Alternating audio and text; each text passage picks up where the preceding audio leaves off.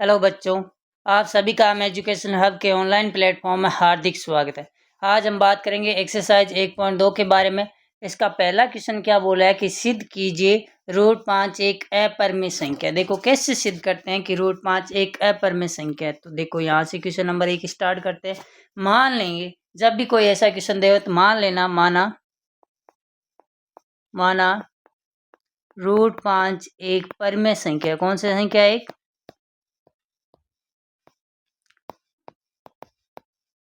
परमेय संख्या है। यदि कोई संख्या परमेय संख्या होती है तो किसके रूप में लिखी जाती है? P/Q के रूप में लिखा जाता है। उसे किसके रूप में लिखा जाता है बच्चों? P/Q के रूप में लिखा जाता है। और सदैव P व Q का HCF क्या होता है? P व Q का HCF सदैव क्या होता है बच्चों? एक होता है। क्या होता है बच्चों? एक होता है। ठीक है, इनका HCF एक है। तो ये देखो Q यहाँ पर नीचे क्या है? ये वाला भाग में उस साइड जाएगा तो किस में हो जाएगा? गुणा में चला जाएगा। ये आ गया। अब दोनों साइड हम क्या करेंगे बच्चों? वर्ग करने पर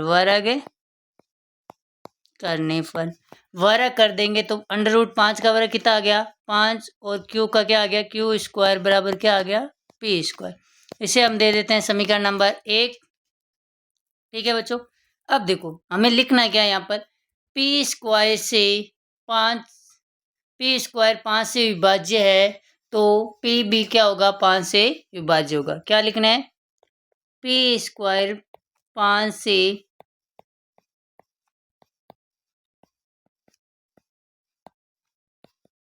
विभाज्य है तो PB 5 से विभाज्य होगा। ठीक, यह आगे पहला केस। ये कौन सा केस है? यहाँ से केस नंबर फर्स्ट है। केस क्या है? यहाँ से फर्स्ट। यहाँ से अब स्टार्ट होता है केस सेकेंड। क्या होता है? Case second. क्या ले लिया? यहाँ ले लिया केस सेकेंड। अब यहाँ पर क्या मानेंगे? कोई भी अल्फाबेट मान लेना। 5R बराबर क्या मान लिया मैंने? P मान लिया। क्या मान लिया? 5R बराबर मैंने क्या मान लिया? P। तो अब यहाँ पर क्या करेंगे? वापस वही बात। क्या करना है? वर्ग करने पर। क्या करने पर? वर्ग करने पर। वर्ग करेंगे बच्चों तो क्या आएगा? 25R² बराबर क्या आ गया? P²। इसे क्या दे दी? समीकरण नंबर 2। अब हम बात करेंगे समीकरण नंबर 1 से P² का मान समीकरण नंबर 2 में रखने पर। समीकरण नंबर 1 से P² का मान समीकरण नंबर 2 में रखने। ठीक है बच्चों, 2 में रखेंगे तो क्या आएगा?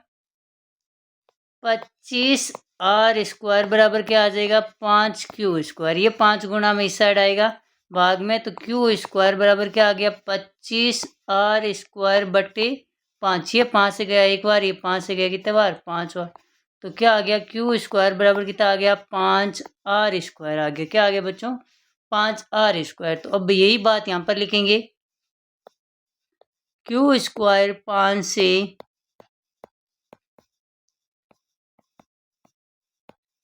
विभाज्य है तो QB 5 से विभाज्य होगा।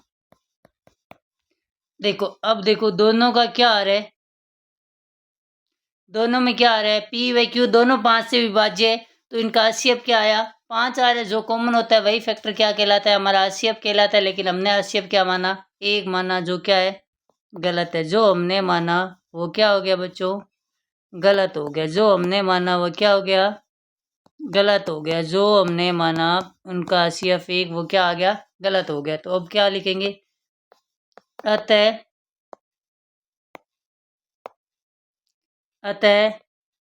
यह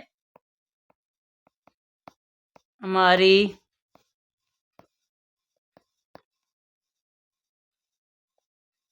अवधारणा के विरोधाभास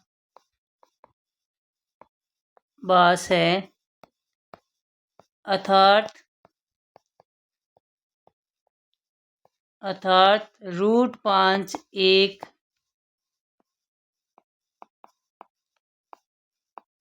अपरिमेय संख्या है। कौन सी संख्या है? √5 एक अपरिमेय संख्या। ये हो गया हमारा पहला क्वेश्चन। ठीक है बच्चों, क्या हो गया देखो, वापिस समझेंगे, यहाँ से स्टार्ट करते हैं। मान लेना, माना √5 क्या एक परमेय संख्या है। फिर इनको परमेय संख्या किसके रूप में लिखा जाता है? P/Q के रूप में लिखा जाता है। तो हमने 5 बराबर ये लिख दिया। फिर मान लेना ये भाग में था तो उस हट गई, गुणा में चला गया, तो 5 √5 बराबर P आ गया। फिर इनका क्या कर दिया? वर्ग कर दिया। तो क्या बन गई? समीकरण नंबर 1। अब लिखना है P² 5 से विभाज्य है, तो P भी 5 से विभाज्य होगा। यहाँ तक तो हो गया पहला केस। उसके बाद में सेकंड केस की बात करते हैं। कोई भी मान लेना अल्फाबेट 5 और बराबर क्या मान ले P मान ले। क्यों लिया? क्योंकि अब हमें किसको सिद्ध करना है? Q को सिद्ध करना है। P तो हमने कर लिया, अब Q को सिद्ध करना है। ठीक है, तो Q को सिद्ध करना है तो मान लेंगे 5 और बराबर मैंने P मान लिया। उसके बाद हमने क्या किया था? यहाँ पर भी वर्ग किया, तो नीचे भी क्या करेंगे? यहाँ वर्ग किया, तो यहाँ पर भी क्या करना पड़ेगा? वर्ग। क्या किया? वर्ग किया। तो क्या आ गया? 25r² बराबर P² का मान समीकरण नंबर 1 से रखने पर, तो Q² बराबर क्या आ गया? 5r²। वापिस वही लाइन, Q² 5 से विभाज्य है तो Q भी 5 से विभाज्य होगा। लेकिन हमने क्या माना था? दोनों का HCF 1 माना था, जो कि यहाँ पर क्या हो गया? गलत साबित हो गया। गलत साबित हो गया है, ये हमारी अवधारणा के विरोधाभास है। ठीक है बच्चों, अब आगे चलते हैं।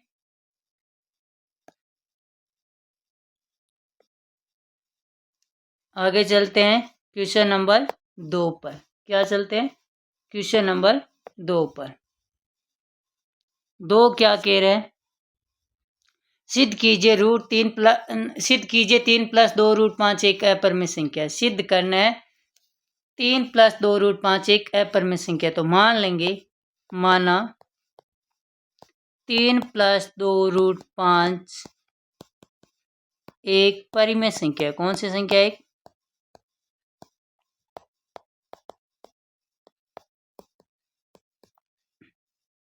परिमेय संख्या है, तो उसको किसके रूप में लिखा जाता है? P/Q के रूप में लिखा जाता है। P/Q।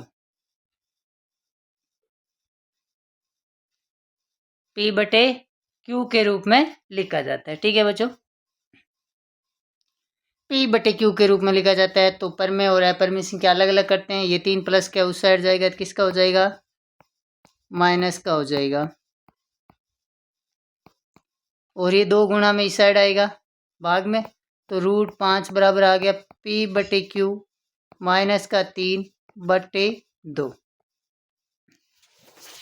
अब देखो, हम जानते हैं कि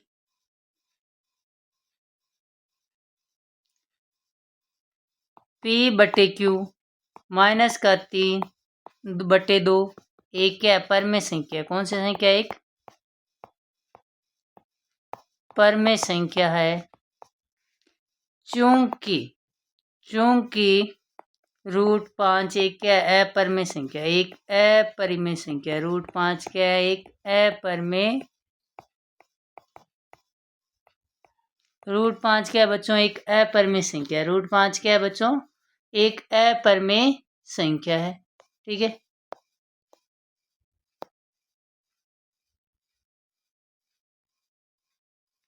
ठीक है, आगे चलते।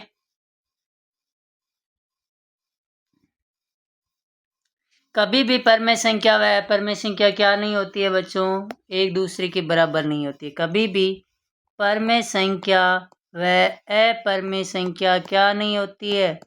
एक दूसरे के बराबर नहीं होती है। नहीं होती है, तो ये क्या आ गई? अतः ये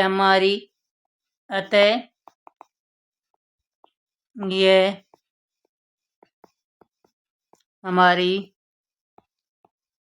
अवधारणा के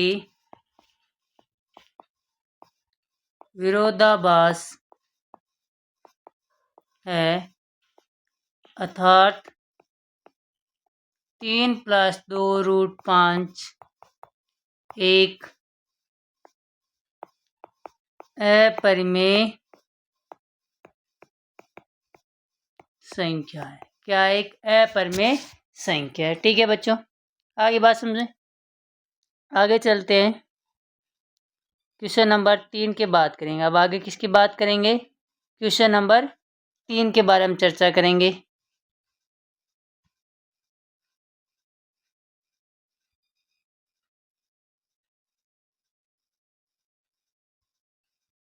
न्यू पेज ले लेते हैं।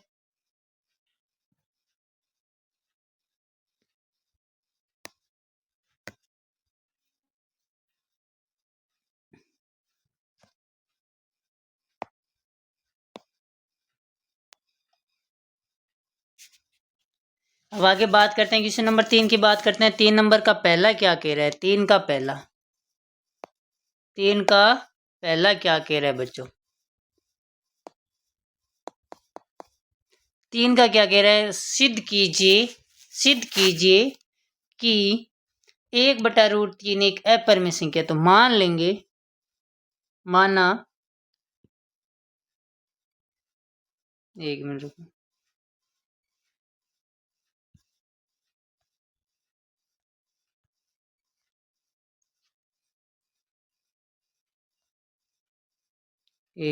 मैं लॉक कर देता हूँ इसको।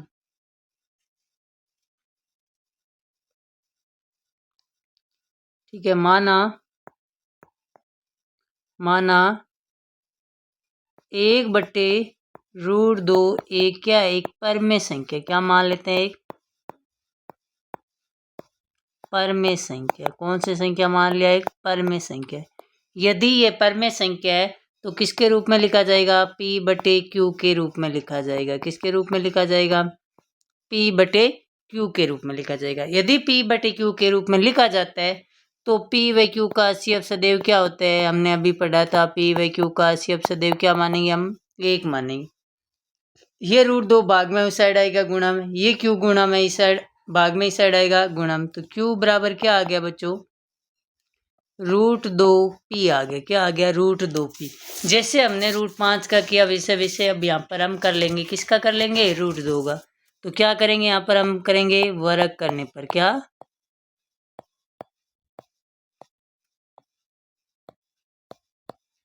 वर्ग करने पर। वर्ग करते हैं तो क्या आएगा? Q² बराबर क्या आ गया? 2P² आ गया। ये से क्या दे दिया? समीकरण नंबर 1 दे दिया। अब क्या लिखेंगे? Q² 2 से विभाज्य है तो Q भी 2 से विभाज्य होगा। ठीक है बच्चों, ये हो गया। अब दूसरा केस, यहाँ पर केस फर्स्ट हो गया। ये क्या हो गया? केस फर्स्ट हो गया। क्या हो गया? Case first. अब आगे बात करते हैं केस सेकेंड की। किसकी बात करेंगे? केस सेकेंड की। सेकेंड में क्या आएगा? मान लेते हैं, कोई भी मान लेते हैं अल्फाबेट। 2R बराबर मैंने क्या मान लिया? Q मान लिया। तो वापिस वही करना पड़ेगा। क्या करना पड़ेगा? वर्ग करने पर। वर्ग करने पर वर्ग किया तो क्या आया? 4R² बराबर क्या आ गया? Q²। इसे क्या दे दिया? समीकरण नंबर 2। समीकरण नंबर 1 से Q² का मान समीकरण नंबर 2 में रखने पर, समीकरण नंबर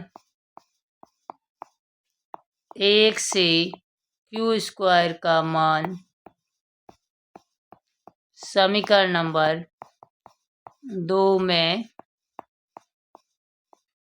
रखने। ठीक है बच्चों, 2 में रखते हैं। 2 में रखेंगे तो क्या आ जाएगा?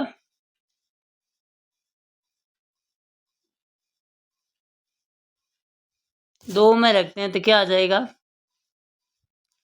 4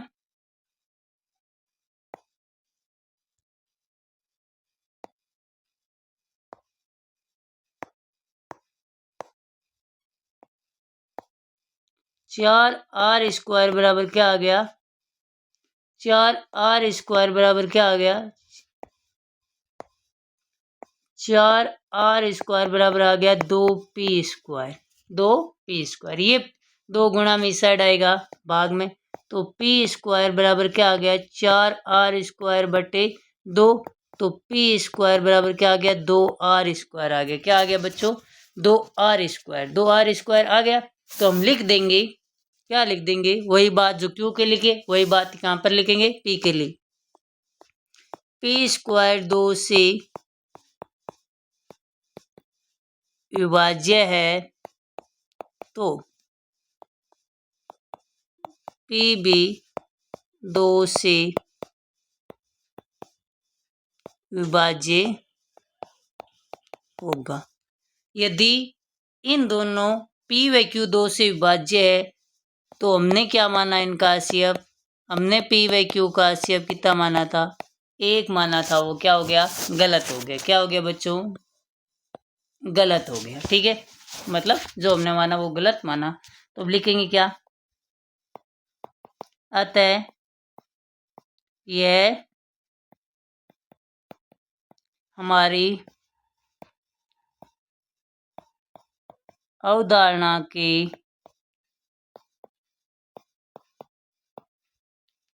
विरोधाभास है, अर्थात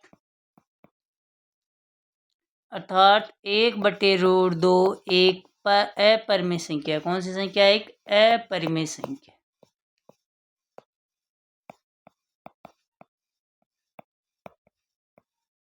ठीक है बच्चों, हो गया। अब देखो अब आगे कौन सा क्वेश्चन रहा है, ये हो गया। अब रहा है 7√5 सिद्ध करने। 7√5 सिद्ध करने करते हैं। देखो बच्चों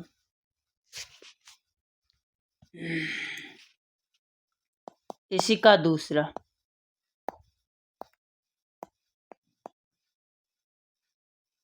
क्या सिद्ध करना है 7√5। क्या सिद्ध करना है 7√5। तो मान लेंगे, माना 7√5 एक परिमेय संख्या। क्या मान लिया मैंने एक परिमेय संख्या मान लिया।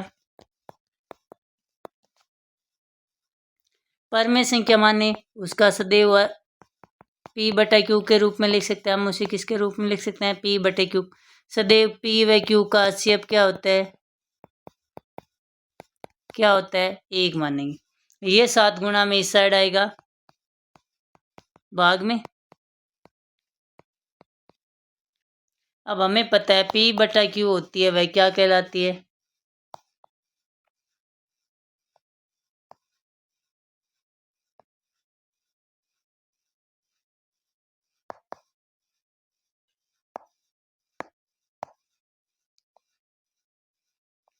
p/q क्या है, एक मिनट में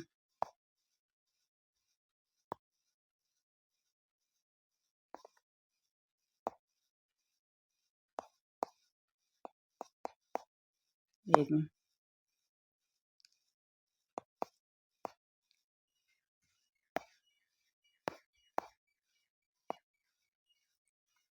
सात रूट पाँच वाला करें।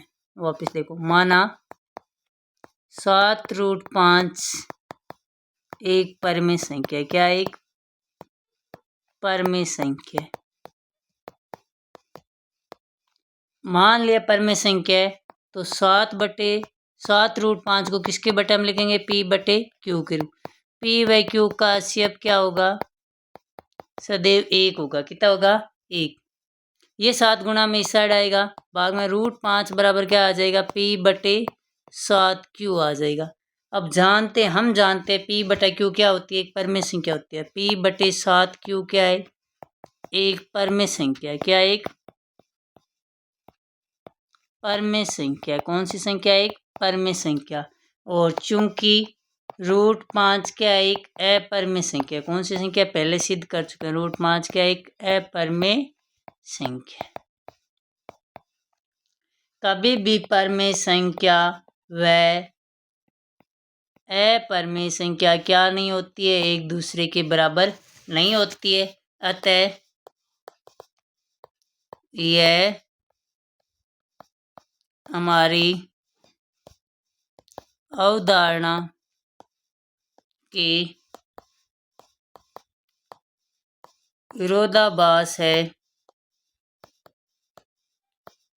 अर्थात 7√5 एक अपरिमेय संख्या। कौन सी संख्या? एक अपरिमेय संख्या। ठीक है बच्चों, ये हो गया हमारा तीसरे का दूसरा। अब आगे कौन सा रहा? ये हो गया। अब आगे रहा 6 + √2। 6 + √2।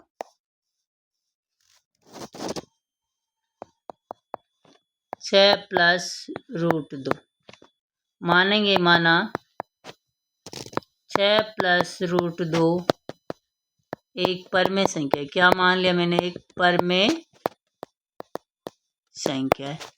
यदि ये परमेय संख्या है तो किसके रूप में लिखेंगे? P/Q के रूप में लिखेंगे। जब भी परमेय संख्या होती है उसको हमेशा किसके रूप में लिखा जाता है? P/Q के रूप में। इनका सदैव हस्तक्षेप क्या होता है? परमेय संख्या का 1 होता है।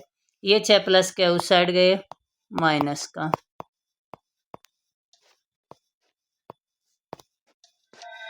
अब देखो P/Q वाली क्या होती है? परमेय संख्या होती है। P/Q माइनस की 6 क्या? एक परमेय संख्या। एक कौन सी संख्या? एक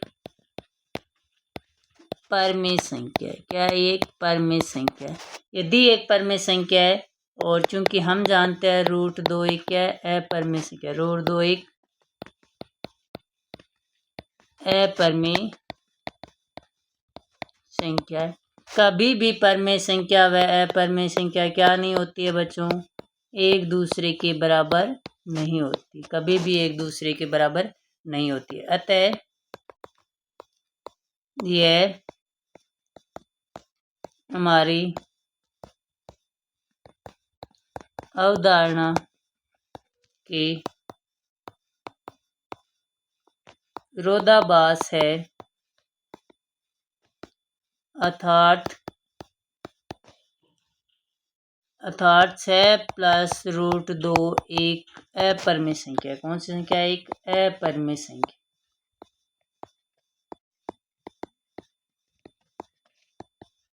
ठीक है बच्चों, ये हो गया आपके 1.2 के कंप्लीट। आज की क्लास बच्चों यहीं पर समाप्त करते हैं।